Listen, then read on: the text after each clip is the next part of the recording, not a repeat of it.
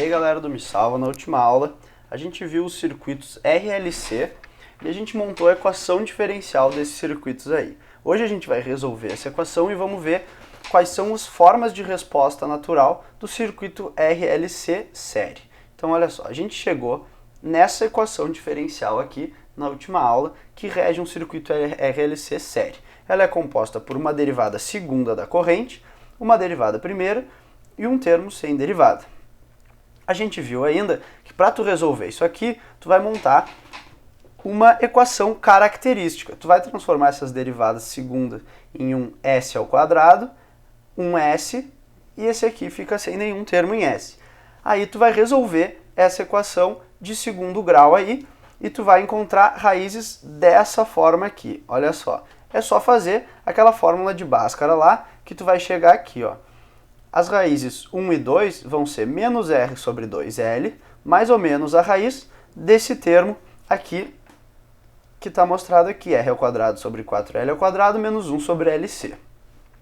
Para entender melhor o que significam esses dois termos aqui presentes nas raízes, a gente vai fazer algumas definições. Olha só. Primeiro, a gente vai definir o ômega zero como sendo o 1 sobre raiz de LC. Se tu lembrar dos nossos circuitos LC lá, na verdade essa aí é a mesma frequência de oscilação daqueles circuitos lá. E o alfa a gente vai definir como sendo R sobre 2L. O ômega zero a gente vai chamar de frequência de ressonância.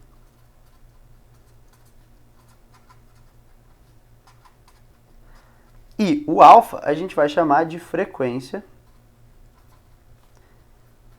de Neper. Com essas duas definições prontas, a gente pode reescrever aquelas raízes ali S1 e 2 de uma outra forma mais simples. Olha só, a gente pode escrever que S12 é igual a menos alfa, mais ou menos a raiz de alfa ao quadrado menos ômega zero ao quadrado. Ficou mais simples agora de entender essas raízes aqui. Olha só, agora a gente vai ver os três casos da resposta natural dos circuitos RLC. O que acontece? Se tu lembrar lá das equações de segundo grau, tu vai ver que essa parte dentro da raiz é que vai dizer se a resposta é real e diferente, esses S1 e 2, ou se S1 e 2 são reais e iguais, ou se eles são complexos conjugados. Então, se essa raiz aqui for maior que zero, ou seja, se isso aqui for maior que zero, então o alfa ao quadrado é maior que o ômega zero ao quadrado. Esse caso aqui é que a gente tem raízes reais e diferentes. Se a gente tiver, por outro lado, um alfa ao quadrado igual a um ômega zero ao quadrado, então a gente tem duas raízes reais e iguais. Por fim, se o alfa ao quadrado é menor que o ômega zero ao quadrado, então esse número aqui passa a ser negativo. Então a parte dentro da raiz é imaginária e a gente tem um número complexo, cuja parte real é menos alfa e cuja parte imaginária vai ser esse valor aqui, alfa ao quadrado menos ômega zero ao quadrado. Bom, então vamos lá e ver como é que vai ser a resposta dessa equação diferencial aí. Olha só. Existem três casos, como a gente já falou antes ali.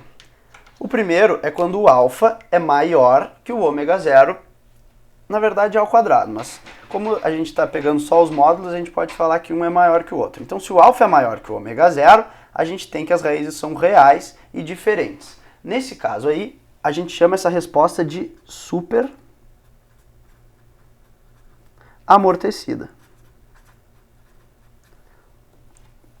Nesse caso da resposta super amortecida, a gente tem que a resposta, a solução daquela equação diferencial vai ser dessa forma aqui.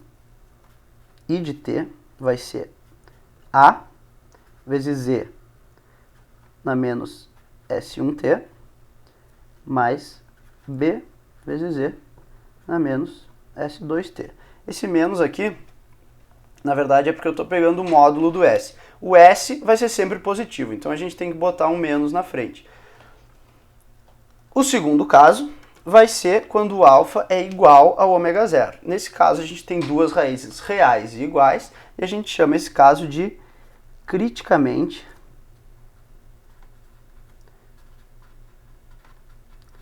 amortecida. A resposta criticamente amortecida vai ter essa forma aqui, ó. Ela vai apresentar duas raízes iguais. Uma vai ter um termo E na menos ST, e a outra vai ter um termo T multiplicando o E na menos ST. Por fim, quando a gente tem o alfa menor que o ômega zero, a gente tem aquelas raízes complexas. Nesse caso, a gente chama a resposta de subamortecida. A resposta subamortecida vai apresentar uma parte real e uma parte imaginária nas suas raízes. Então, o S12, ele vai ser da forma menos alfa mais ou menos J ômega D.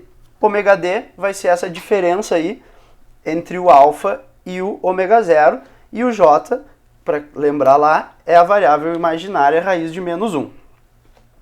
A resposta, nesse caso, vai ser então da forma I de T igual a E na menos alfa T, que é um termo de decaimento.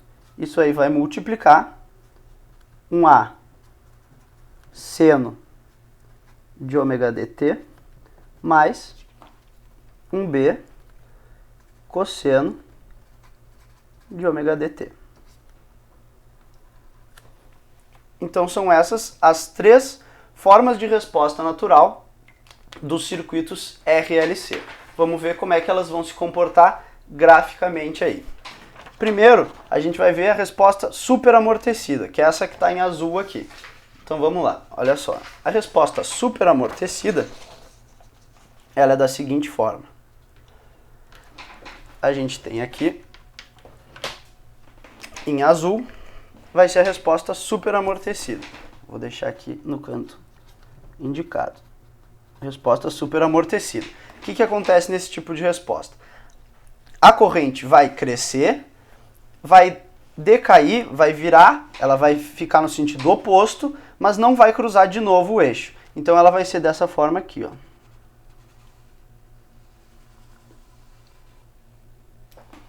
Essa aqui é a resposta superamortecida.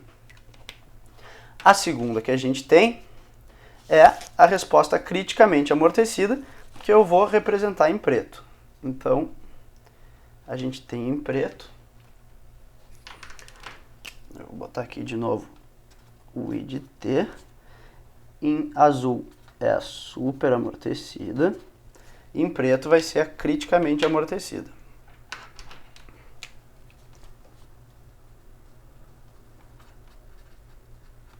A criticamente amortecida, ela é parecida com a superamortecida, mas nesse caso ela não vai cruzar o eixo do tempo aqui, ou seja, a corrente não chega a inverter de sentido. Então ela vai ser mais ou menos dessa forma aqui. Essa é a criticamente amortecida. Por fim, a gente tem a resposta subamortecida, que a gente vai botar aqui na cor verde. Olha só.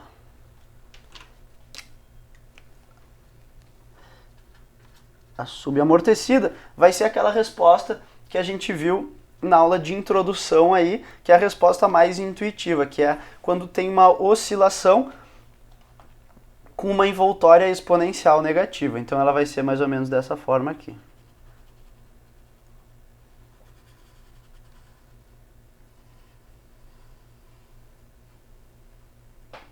Então tá aí as três formas de resposta natural que a gente pode obter nos circuitos RLC. O que tu tem que saber aí? Tu não precisa decorar nada disso. Se tu souber chegar na equação diferencial que rege o circuito RLC e tu souber resolver essa equação, tu não precisa ficar decorando nada disso. Esses nomes aqui são importantes, mas é só tu saber que a criticamente amortecida é a mais fácil de decorar, porque é aquela que vai mais rápido para o zero. Aqui não está representada assim, mas é aquela que não chega nem a cruzar o eixo. A super amortecida, ela não é tão rápida quanto a criticamente amortecida, ela chega a cruzar uma vez o eixo, a corrente inverte de sentido uma vez. Já a subamortecida é aquela mais comum não, porém mais intuitiva, aquela que vai oscilar várias vezes em torno do eixo até decair para zero. Vale lembrar, olha só, se tu vê aqui na resposta subamortecida, esse E na menos alfa t é aquela envoltória exponencial que representa o decaimento. A mesma coisa vai acontecer nesses aqui, mas de forma diferente. Vai ter, esse aqui tem duas raízes, esse aqui tem uma raiz igual, só que tem um termo t. Então, nessa aula de hoje, a gente viu aqui como é que se comporta a resposta natural dos circuitos RLC série. Na próxima aula a gente vai falar um pouco sobre o circuito RLC paralelo e depois a gente vai começar a resolver circuitos RLC mais genéricos, com mais elementos e com fontes aí também. Era isso aí então, e até a próxima.